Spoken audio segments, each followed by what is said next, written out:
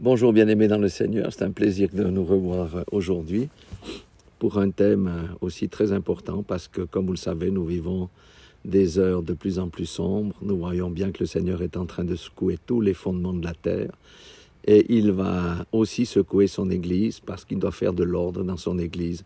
Parce que son Église est devenue mondaine, son Église, le monde est entré dans l'Église et a été colonisé par le monde alors que c'était l'Église qui devait coloniser le monde. On n'a qu'à voir les fruits que ça porte. Alléluia. Alors j'aimerais vous partager un passage dans Ézéchiel chapitre 47. C'est une expérience qui est arrivée à Ézéchiel et c'est à partir du verset 3. Alors le contexte, il a vu qu'il y avait de l'eau qui sortait du temple, etc. Et il était au bord de ce torrent. On dit que c'est un torrent. Et un torrent dont les eaux étaient si profondes qu'on ne pouvait pas traverser comme ça. Donc vous savez, pour ceux qui habitent la montagne, un torrent c'est des eaux impétueuses et en général ce sont des eaux froides. Alors, et Ézéchiel 47, verset 3, je lis tout le bloc, jusqu'au verset 5 y compris, puis ensuite on va discuter. Il dit, lorsque l'homme s'avança, ça c'est Christ, vers l'Orient, il avait dans la main un cordeau. Il mesura 1000 coudées et il me fit traverser l'eau, et j'avais de l'eau jusqu'aux chevilles. Il mesura encore 1000 coudées, il me fait traverser l'eau, et j'avais de l'eau jusqu'aux genoux. Il mesura encore 1000 coudées et me fit traverser, et j'avais de l'eau jusqu'aux reins.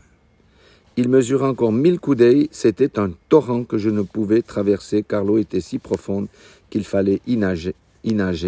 C'était un torrent qu'on ne pouvait traverser. Amen. Alléluia.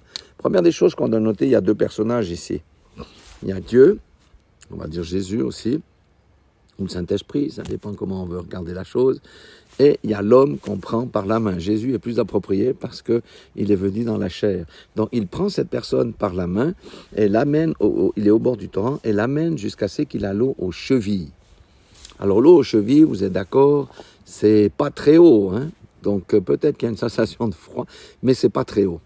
Néanmoins, ça représente un type de personne. Il y a des gens qui resteront au bord du torrent comme celui-ci s'il était resté là. Au bord du torrent, ça veut dire quoi? Ça veut dire au bord de l'église, de la véritable église qui est construite par le Saint-Esprit. Ça veut dire je m'engage pas trop. Je viens quand même pour chercher une bénédiction, pour obtenir une prière, mais je ne m'engage pas.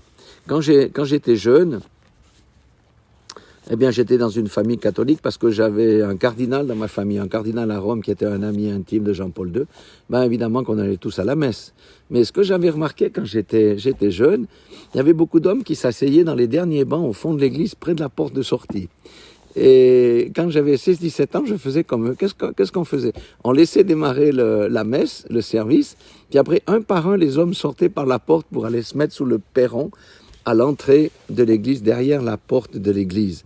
Et soit les gens fumaient, les gens discutaient, et un quart d'heure avant la fin de la messe, qu'est-ce qui se passait? Un par un, on rentrait délicatement pour se repositionner dans les bancs, et puis on disait Amen, Alléluia. Ça, c'est un état de chrétien qui ne veut pas s'engager. Il est là pour profiter du système, il est là pour qu'on prie pour lui, il est là pour recevoir ses bénédictions, et d'une fois qu'il les a, comme il est proche de la sortie, il n'hésite pas de retourner dans le monde, et quand il a besoin, il revient se mettre au fond de l'église. Si vous voulez, dans le temple, ça représente ceux qui sont juste après le mur du Soreg, j'ai fait un enseignement là-dessus, dans les premiers parvis, ils sont au fond. Ils viennent d'entendre la parole de Dieu, mais ils sont au fond, donc ils sont vite dehors. Ce sont les gens là qui ont l'eau aux chevilles, qui ne veulent pas aller plus loin.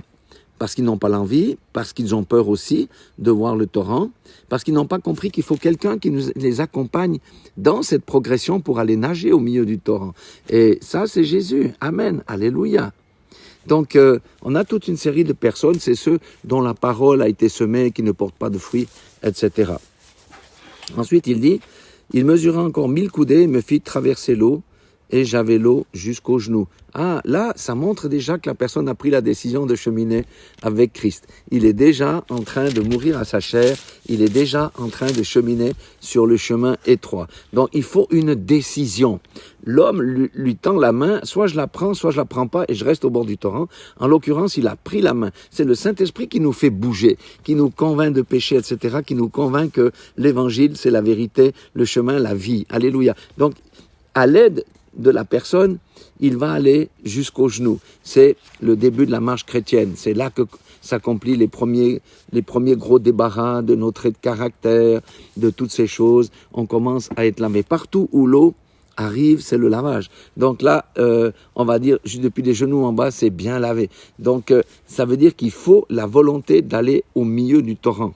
Parce que, laissez-moi vous dire qu'on vit dans les temps de ténèbres. Ceux qui resteront au bord du torrent avec de l'eau jusqu'aux chevilles, eh bien, ils ne pourront pas aller dans l'enlèvement. C'est pas possible. Pourquoi? Parce qu'ils ne sont pas avec l'esprit. Non, ils ne se laissent pas guider par l'esprit. Ce sont les rebelles qui pensent qu'ils peuvent être des tomates hors sol et ils croient à des choses. Oui, la grâce me suffit. C'est ceux qui vous disent, lorsque vous dites il faut faire un jeûne et prière, ils vous disent non, frère, nous sommes sous la grâce. Nous sommes en 2023, nous sommes sous la grâce. Ah là là, ma grâce de Dieu me suffit. Je n'ai pas besoin de tous ces jeûnes, de toutes ces prières. Ça ressemble à de la religion. Sauf que Jésus a dit veillez et priez en tout temps. Il a dit ce genre de démon ne sort que par le jeûne et la prière. Le jeûne et la prière, Jésus était un expert et ça c'était pas l'Ancien Testament. Jésus était notre modèle, il nous montrait le chemin. Donc ce genre de personnes qui restent au bord du torrent ne sont pas d'accord de faire ces choses-là. Quand on avance sur le chemin étroit, on entre petit à petit dans ces choses-là. Maintenant, regardez ce qui se passe. L'homme a l'eau jusqu'aux genoux. Et il se dit, mais ma position là est bonne. Ah, j'apprécie. Lorsque l'homme lui prend encore par la main, il va faire encore 1000 coudées pour avoir l'eau jusqu'au rein. Pourquoi il a pris cette décision? Parce qu'il a vu que la chose est bonne. Il a vu que Dieu est bon. Il a vu que Dieu répond à ses prières. Il a vu qu'il est sur cette terre, pas pour lui-même uniquement. Il commence à percevoir qu'il est sur cette terre pour Dieu. Amen. Pour que le règne de Dieu vienne dans sa vie, pour qu'il fasse la volonté de Dieu. Donc, il va jusqu'au rein, donc ça veut dire on a l'eau jusqu'à la taille. C'est encore une, comment dire ça? On va dire une situation assez confortable parce que quand on a l'eau jusqu'à la taille, ça veut dire que nos pieds touchent encore le sol. Ça veut dire qu'on a encore un appui. Ça sécurise. Amen. Peut-être la personne qui est là se dit, bon, j'ai un bon travail, c'est un bon appui. J'ai des relations, c'est un bon appui. J'ai de la connaissance, j'ai des diplômes. Tout ça, ce sont mes appuis. Donc, mais il est content d'être déjà jusqu'au rein. Parce qu'il a compris que lui ne veut pas revenir en arrière pour aller dans le monde. Celui qui a que l'eau jusqu'aux chevilles, il fait 3 pas et il est dehors du torrent. Celui qui a l'eau jusqu'au rein, il commence à réfléchir. Il dit non, je ne vais pas aller en arrière parce que j'ai goûté que Dieu est bon. J'ai passé par les eaux du baptême, je suis mort et ressuscité avec Christ. Les grandes vérités bibliques le percutent. Il a reçu le Saint-Esprit. Il ne fait plus n'importe quoi dans sa vie. Les vices qu'il avait commencent à disparaître. Alléluia. Oui, c'est une position qui est déjà bien d'avoir l'eau jusqu'au rein. Mais le Seigneur veut que nous ayons au milieu du terrain. Alléluia. Au milieu du torrent, pardon. Regardez, ensuite il dit, il mesura encore 1000 coudées. C'était un torrent que je ne pouvais traverser. Là, il y a une décision à prendre. J'abandonne toute ma sécurité pour faire confiance à Dieu. Ça, c'est le test de la foi. Car l'eau était si profonde qu'il fallait y nager. Ça veut dire maintenant je dois aller nager dans ce torrent impétueux. Donc là j'ai besoin de l'aide de Dieu. Je n'ai plus de support. Mes jambes ne reposent pas sur le fond. Je suis dans l'eau. Alléluia. Et il dit car l'eau était si profonde qu'il fallait y nager. Amen. Y nager. Ça c'est quand on est en relation étroite avec Dieu. Dieu nous teste. Qu'est-ce qu'on est prêt à abandonner? Dieu nous teste. Il nous parle. Il nous indique sa volonté. Est-ce qu'on va lui obéir? C'est le test de l'obéissance ici. Le Seigneur dit va au milieu, lâche-toi. Abandonne ta confiance dans tes idoles, dans ton argent, dans ton compte en banque, dans ta situation, dans tes diplômes, dans tes relations. Abandonne tout ça et suis-moi. C'est comme Jésus, il disait, laisse tout et suis-moi. Les 2 premiers disciples, ils ont tout lâché pour aller suivre Jésus. Amen. C'est là le moment de la décision cruciale. Parce que c'est le test de la foi. Et Jésus a dit, lorsque le Fils de l'homme reviendra, trouvera-t-il la foi sur la terre? Si nous voulons être dans ceux qui manifeste la foi à la venue de Jésus-Christ, on doit être au milieu du torrent. Écoute mon frère, ma soeur, c'est là que moi je veux aller là. Pour le moment, je ne dis pas que j'y suis. J'ai certainement l'eau jusqu'au rein, mais je veux aller nager là, parce que c'est là que se trouve le surnaturel. C'est là que se trouvent des choses grandioses qu'on peut expérimenter avec Dieu. J'en ai expérimenté quelques-unes, mais elles ne sont pas assez régulières. Moi, je veux aller là en tout temps. Pour nager, ça veut dire faire confiance à Dieu en toutes circonstances. Donc, lui, il est allé jusque-là pour y nager. Il dit le torrent était si profond. Qu'est-ce que ça veut dire?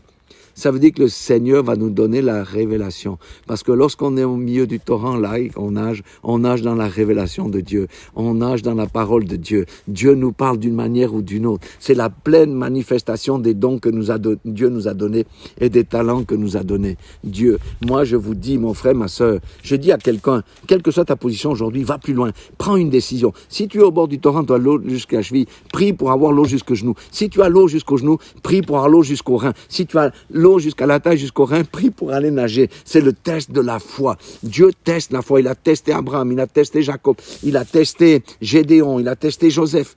Il va nous tester. Alléluia. Et là, c'est l'intimité avec le Saint-Esprit. Nager en eau profonde sans le Saint-Esprit, tu peux pas.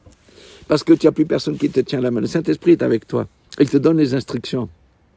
Le Saint-Esprit t'enseigne. Le Saint-Esprit connaît le cœur de Dieu. C'est ce que dit la parole de Dieu. Et lui va te communiquer les désirs du Père pour que ta vie change, pour que ta vie soit transformée. Mon frère, ma sœur, je dis à quelqu'un aujourd'hui, les temps sont mauvais. La Bible dit qu'on doit racheter les temps car les temps sont mauvais. Fais la décision d'avancer. Quelle que soit ta position, va plus loin. Engage-toi sur la consécration. Engage-toi sur le chemin étroit. N'écoute pas le monde. N'écoute pas les fausses doctrines qui disent que non, quoi que tu fasses, de toute façon, Dieu est amour et il va quand même t'embarquer. Non, c'est pas ce que la Bible dit. La Bible dit dans Apocalypse que celui qui se sanctifie encore. Que celui qui se souille encore. Et que ni les pécheurs, ni les impudiques, ni les menteurs, ni les jaloux, tout ça, n'hériteront du royaume de Dieu. Il faut se réveiller. Il faut écouter la parole de Dieu et la voix de l'Esprit. Et moi, j'exhorte quelqu'un et en même temps que j'exhorte quelqu'un, je m'exhorte moi-même parce que moi, je veux aller au milieu du torrent. Je vous dis, c'est là que les choses vont se déclencher. C'est un changement de saison. C'est le surnaturel qui est à notre portée. Voilà ce que je voulais partager avec vous. Soyez rafraîchis, que le Saint-Esprit arrose cette semence qui a été plantée dans votre cœur et dans votre esprit. J'aimerais quand même vous dire que je vous aime. Et je suis heureux de pouvoir partager les choses que Dieu me montre, alléluia, et que je m'édifie en premier, mais j'aimerais tellement que des foules comprennent ces principes spirituels simples et qu'on ait une vie abondante de fruits qui plaisent à notre Dieu. Je vous aime, Dieu vous aime. Soyez tous bénis dans le nom puissant de Jésus-Christ de Nazareth.